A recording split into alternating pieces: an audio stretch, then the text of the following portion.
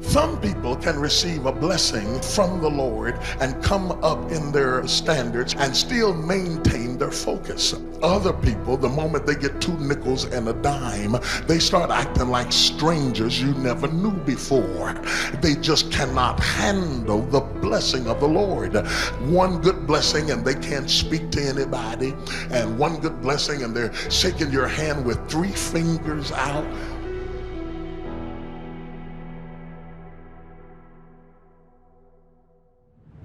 You don't have to waste time going on a witch hunt. You don't have to chase down rumors. You don't have to chase down gossip. You don't have to change anybody's mind about you. You don't have to change their attitude. Your blessing is not predicated upon anybody else's opinion. The only thing you have to worry about is not cursing yourself. One of the things that I believe can destroy your family, your organization, your existence, is to allow a toxic person to come in unaware. Here's what I believe to be true. Hateful people are simply hurt people.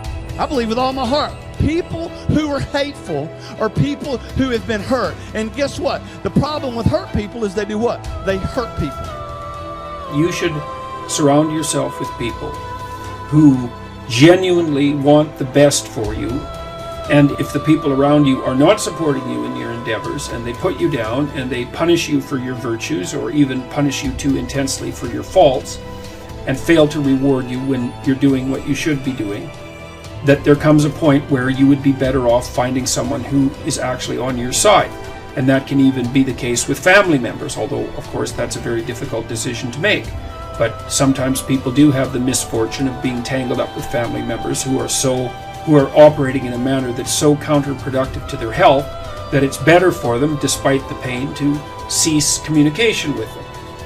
See, a lot of folk won't let you forget what you used to do or what you have done, what mistakes you've made. All of us have made some mistakes in life. All of us have done some things that if we had them to do over again, we wouldn't do it again. There are a lot of things that if I had it to do over again, if I knew then what I know now, I would have done it differently. Well, it didn't happen that way. And that's what you call life. I didn't do it like that. Oh, you don't want me to live that down, huh? You want to keep on putting that in my face about what I did. Guess what? I'm not interested. That's what I did then.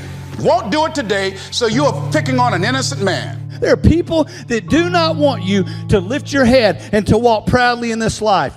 What they will say to you is, hey, don't you remember what you did back then? But see, the haters, they see that, and because they don't have that peace, they don't want you to have it either. I guarantee you, if you show me a person that is a hateful person in this life, I will show you a person that has been treated hatefully in his own life. He's been treated cruelly. He has been outed. He has been disenfranchised. He or she has been disenfranchised.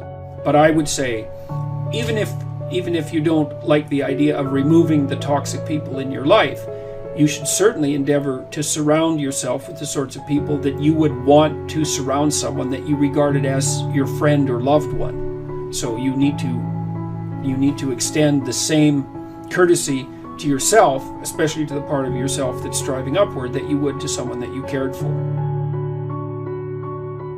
You're looking at a guy who got rejected a lot of times. I had friends who were friends that I grew up with, that over time, like for some reason, they just didn't want to hang with me anymore. So, what do? Well, I can only tell you what I did. I got busy working on becoming a stronger version of myself.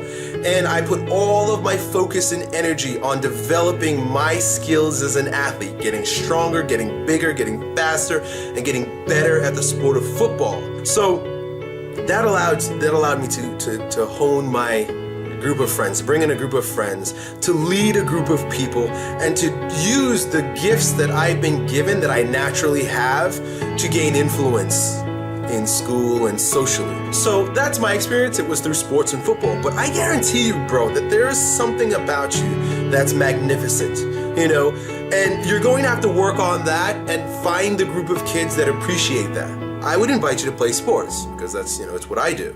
But if that's not your inclination, find a group, find other cliques of individuals that you can gain influence with, that you could earn friendships through because you have a common goal or a common value.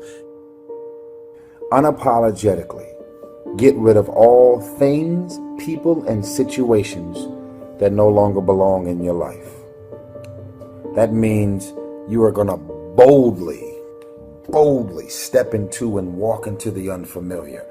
Boldly and abruptly get rid of things, people, and situations, relationships, friendships, surroundings. Deciding that you love yourself enough to no longer walk in the direction of pain, drama, or dysfunction. There's no way that you can say that you love yourself when you don't like most of your friends. There's no way that you can say that you are really concerned about your career getting to another level if you still have those managers, agents, lawyers, business people, or anything associated to your business. Let me tell y'all something. I realized a long time ago, I only got one Tyrese Gibson. I'm not angry. I'm convinced. Who wakes up every day and says, I want to invite as many dysfunctional and crazy people in my life and around my life every single day? Who does that? You don't like them, so why are they still there? You don't trust them, so why are they still there? So I believe also hateful people have a need to put you down because they really are trying to make themselves feel better. They lose sight of contentment. They stop counting their blessings and they start counting the blessings of other people. That's who they are. There are people that do not like to see you advancing in life. Other thing is that in order to get out of a rut, we need some coaching. Find some trusted critics, people that you know care about you and love you. So there's some things that keeps us from growing and getting out of ruts. Number one, we identify with feedback. We take it personal when someone wants to give us some feedback on where we are falling short and tell us about our blind spots. We want to have everything being positive about us. We're not perfect. It hurts. I have a friend who's a trusted critic. I don't like him, but I love him. He doesn't tell me the things I want to hear. He tells me what I need to hear so I can grow. It hurts. It hurts when he put me on the hot seat. I can't stand it. But that's the only way that I can grow. And I'm glad that he loves me enough to risk our friendship to tell me what I need to hear, not what I want to hear. Take a look at the people that are around you. And if they're not on the side of what's good for you, then walk away. You want friends who, when something good happens to you, that's good for you. They're happy about that. They're not like all bitter and resentful underground and like saying horrible things behind your back and trying to drag you down. It's like that's not helpful. And then when something bad happens to you and you go to them and you say, look, this terrible thing happened to me, they're not secretly gloating about the fact that catastrophe finally befell you. Sometimes we have to ask ourselves, what's using my life? Heard a guy give a lecture one time that says, we are today what we were when. And he was talking about the fact that we, to a great extent, behave, think, react because of some previous experience that we've had. So when you begin to look at your past, give an interpretation that empowers you. That's where I used to be. That's not where I am now. I'm growing. I love myself unconditionally, and I forgive myself. If I knew better, I would have done better.